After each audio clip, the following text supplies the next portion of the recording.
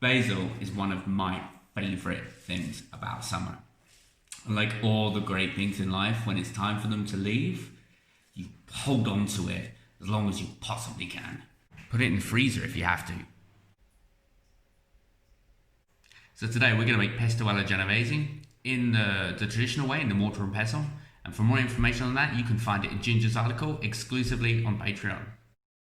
So the first thing we're going to need is our mortar and pestle. We're going to need our pine nuts, piece of garlic, Parmigiano Reggiano.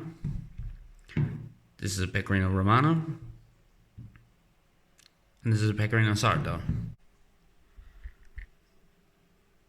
We're going to need our basil.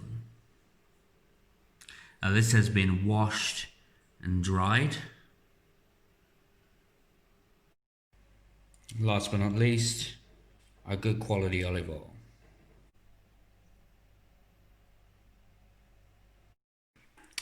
So our first step is to add the garlic and the pine nuts to the mortar.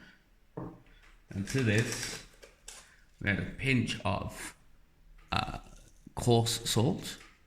This is going to help with the grinding, with the muddling.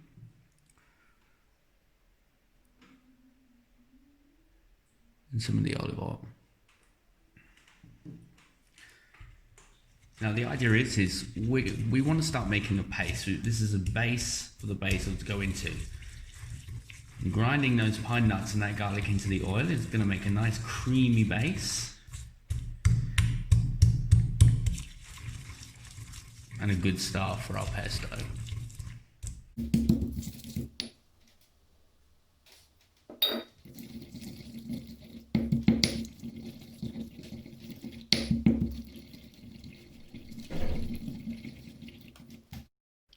So as you can see now, the garlic and the oil the garlic and the pine nuts are all creamed down. And at this point we can start adding our basil. We're going to take our fresh basil leaves. We're going to do them some at a time, not all together. And we want to start crushing them in that oil.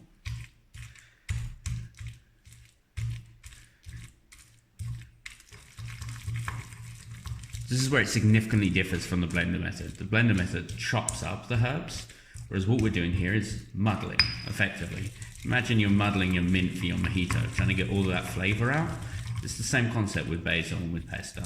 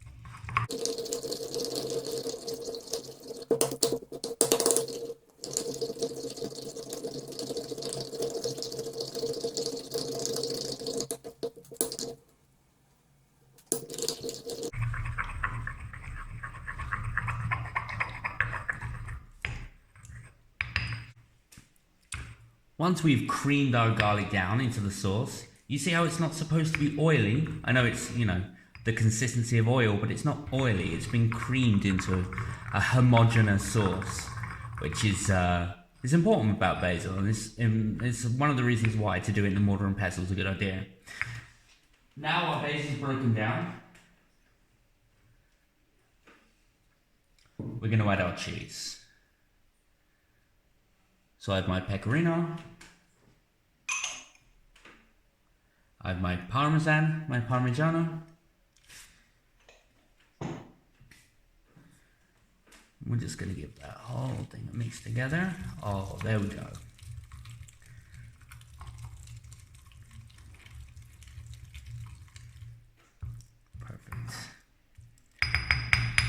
You see how it's still all nice and green?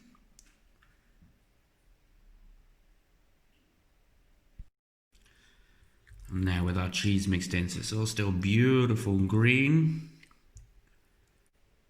So there you go. With little to no effort, you can make pesto in a mortar and pestle. Or you can watch the next video and we'll show you how to make it in a blender.